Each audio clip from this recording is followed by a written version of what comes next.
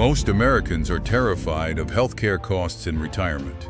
A 65-year-old retiring today will spend nearly $180,000 on healthcare alone, and that's not even including long-term care. But what if I told you there is an account that can cover every single one of those dollars, tax-free, while also serving as a secret retirement account that outperforms both traditional and Roth IRAs? It's called the Health Savings Account, and most people use it completely wrong. If you stay until the end of this video, you will learn how to transform your HSA from a simple medical checking account into a triple tax advantaged retirement powerhouse. I'll show you the 2026 rules, the investment strategy that maximizes growth, and exactly how to coordinate it with your Roth IRA.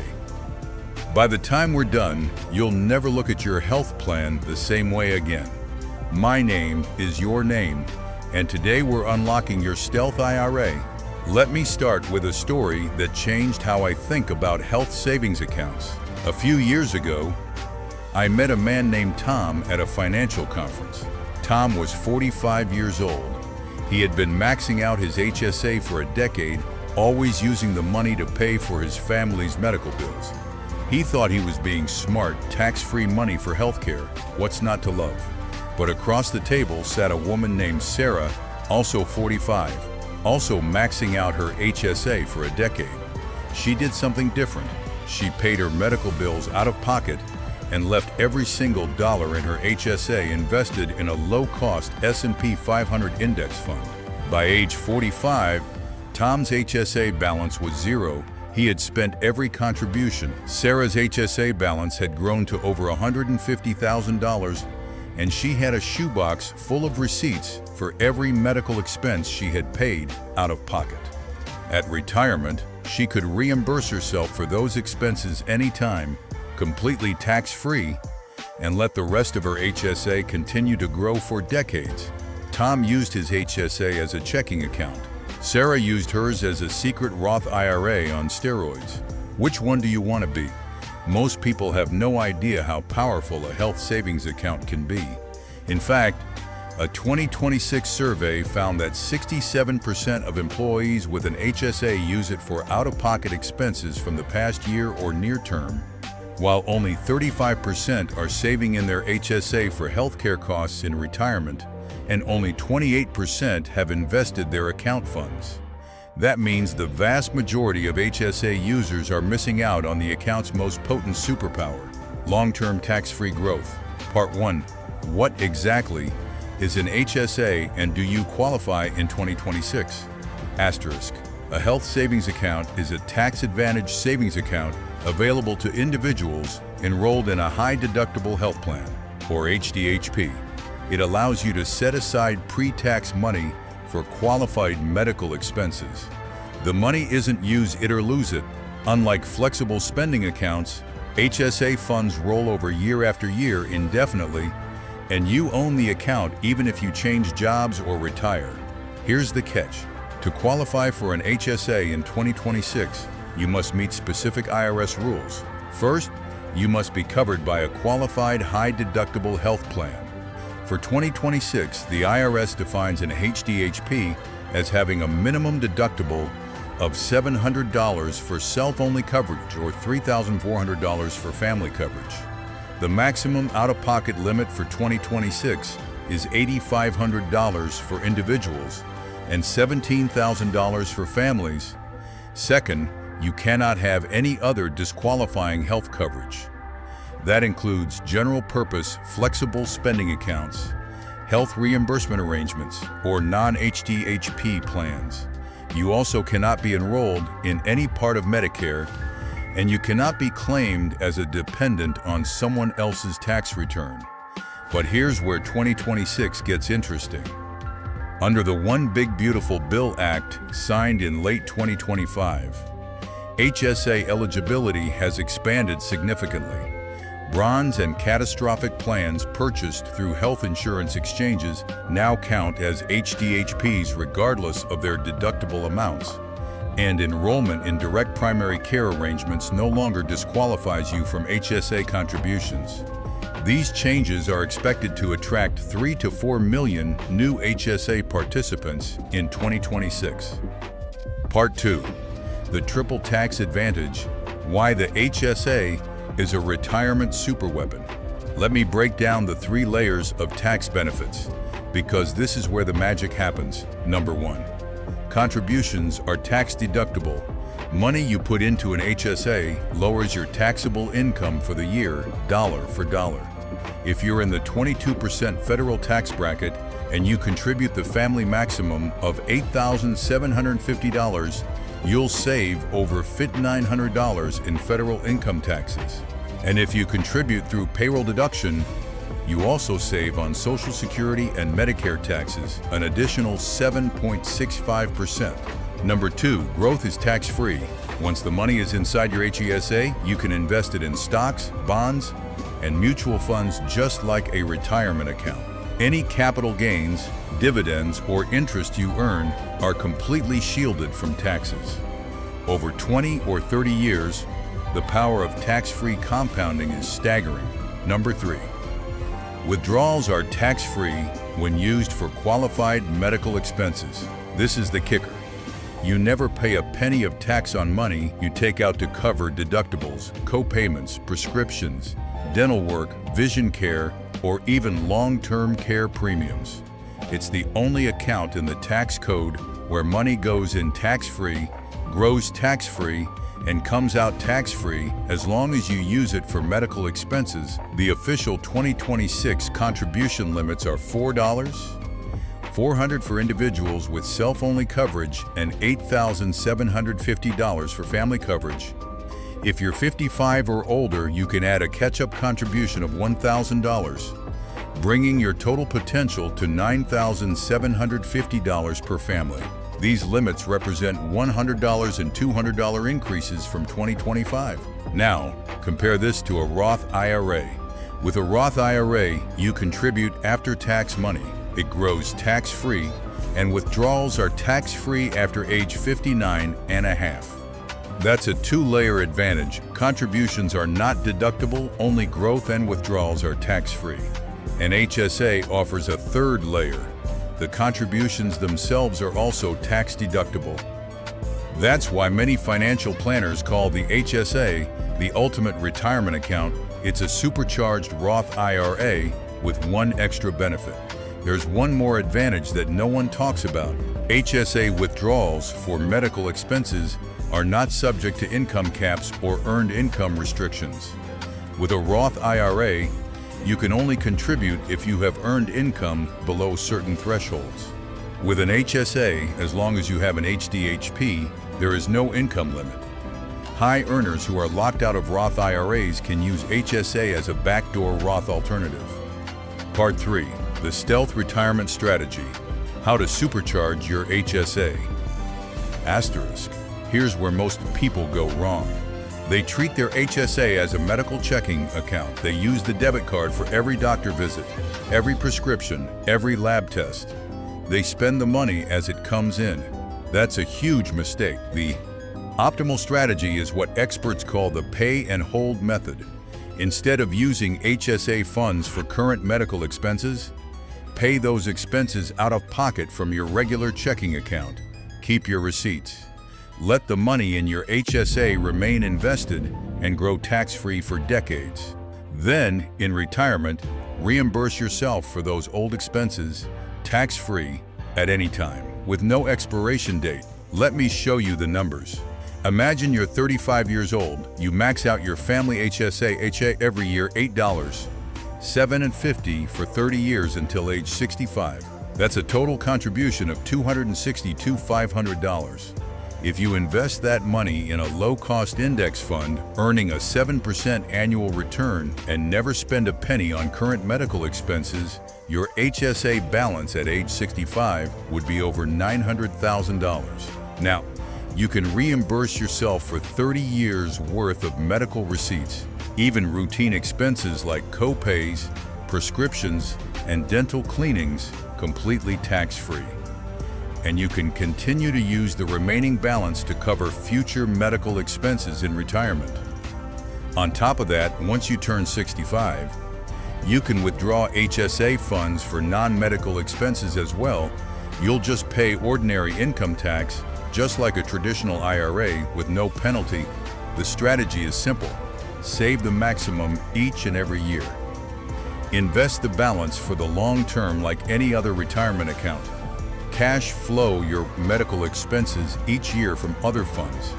Keeping excellent records. In retirement, reimburse yourself for past medical expenses and use that money however you'd like. That's the secret. Let me give you a real-world example. A 40-year-old couple in the 24% federal tax bracket with a 5% state tax rate maxes out their family HSA each year. The tax savings alone, federal and state combined, is over $2,500 annually. After 25 years of investing the HSA funds in a diversified portfolio, they have over $450,000 set aside entirely for tax-free healthcare expenses. That's a retirement nest egg that most people don't even know exists. Part 4. HSA versus Roth IRA. Which one do you max first? This is where the debate gets real. You have limited dollars to save. Should you prioritize your HSA or your Roth IRA? The answer might surprise you. For most people, the HSA should come first, but only if you invested.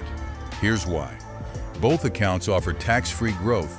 Both offer tax-free withdrawals for qualified expenses, but HSA qualified expenses are broader than Roth IRA qualified expenses. Roth IRAs require you to wait until age 59 and a half to withdraw earnings tax-free. And there's a 5-year aging rule. An HSA has no such waiting period for medical withdrawals. You can withdraw for qualified medical expenses the very next day after you contribute, and it's 100% tax-free. But the killer advantage is the tax deduction on contributions. With a Roth IRA, you get no upfront tax benefit. With an HSA, you get an upfront deduction at your marginal tax rate. That's free money immediately. Then you still get tax-free growth and tax-free withdrawals. That third layer of tax advantage makes the HSA strictly superior to a Roth IRA for healthcare expenses.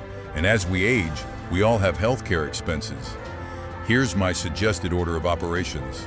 First, contribute enough to your 401(n) to get the full employer match. That's free money. Second, max out your HSA. Third, max out your Roth IRA. Fourth, go back to your 401(a) and contribute up to the annual limit. Fifth, if you still have money left, use a taxable brokerage account. But there's a catch. You can only contribute to an HSA if you have an HDHP, and HDHPs have high deductibles. If you have chronic health conditions that require frequent care, an HDHP might not be the right plan for you. The tax savings on an HSA won't offset the high out-of-pocket costs. Always compare plans based on your actual expected medical spending, not just the tax benefits. Part 5. How to invest your HSA for maximum growth. Most HSA providers offer a limited menu of investment options, often with a minimum cash balance required before you can invest.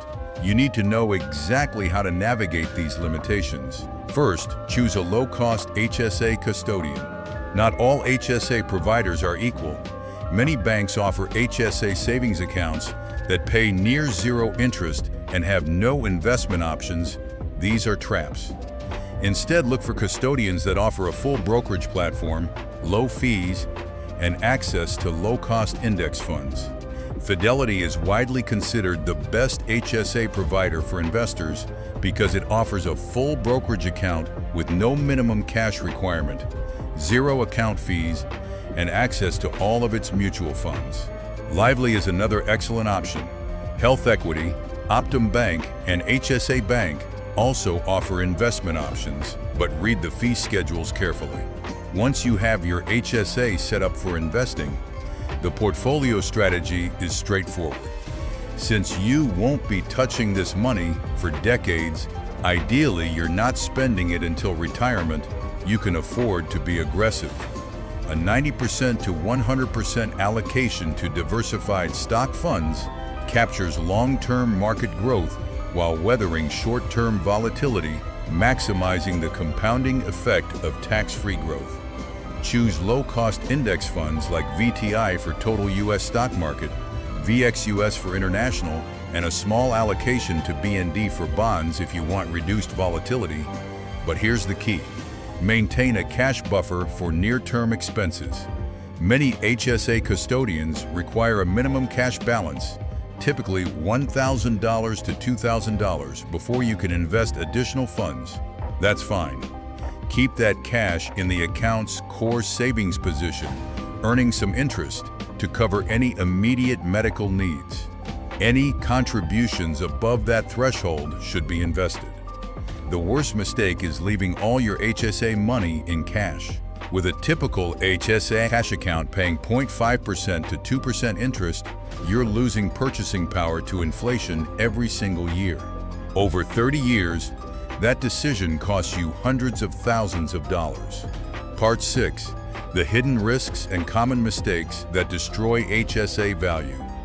Asterisk. Let me walk you through the most costly mistakes I see HSA users make and how to avoid every single one. Mistake number 1 is not investing HSA funds at all. Many HSA custodians allow you to invest, but some account holders fail to take advantage of this feature. By not investing, you miss out on the potential for higher returns and the ability to build substantial healthcare savings. The triple tax advantage is powerful, but it's the combination of tax benefits plus long-term compounding that creates wealth. Mistake number 2 is using HSA funds for non-qualified expenses. If you spend money from your HSA on something that isn't a qualified medical expense, you will pay income tax on the withdrawal plus a 20% penalty. That's like giving the IRS a 20% tip for no reason. Keep detailed records. Know the qualified expense list. It includes deductibles, co-payments, prescriptions, dental care, vision care, and even over-the-counter medications and menstrual care products. It does not include cosmetic procedures, gym memberships, or general household items. Mistake number 3 is failing to keep track of receipts. In the event of an IRS audit, you will need to provide proof that your HSA funds were used for qualified expenses. The IRS does not require you to submit receipts with your tax return, but they can audit you years later and demand documentation. Without proper records, you could face substantial penalties. I recommend keeping a digital folder, scan every medical receipt, save it in a cloud service, and log the expense amount and date in a spreadsheet. Your future self will thank you when you go to reimburse yourself at age 70. Mistake number 4 is over-contributing. The IRS sets annual contribution limits, and exceeding them triggers a 6% excise tax on the excess amount for each year it remains in the account. And here's the sneaky part. If you have multiple HSA accounts across different employers, the limit applies to the total across all accounts. It's easy to accidentally over-contribute if you're not tracking. Mistake number 5 is missing the contribution debt. HSA contributions for a tax year can be made up until the tax filing deadline, typically April 15 of the following year. For example, you have until April 15, 2026 to make contributions for the 2025 tax year. Missing this deadline means losing the opportunity to make tax-deductible contributions for that year. Mark your calendar. Mistake number 6 is not understanding the Medicare 6-month rule. Once you enroll in Medicare, you can no longer contribute to an HSA.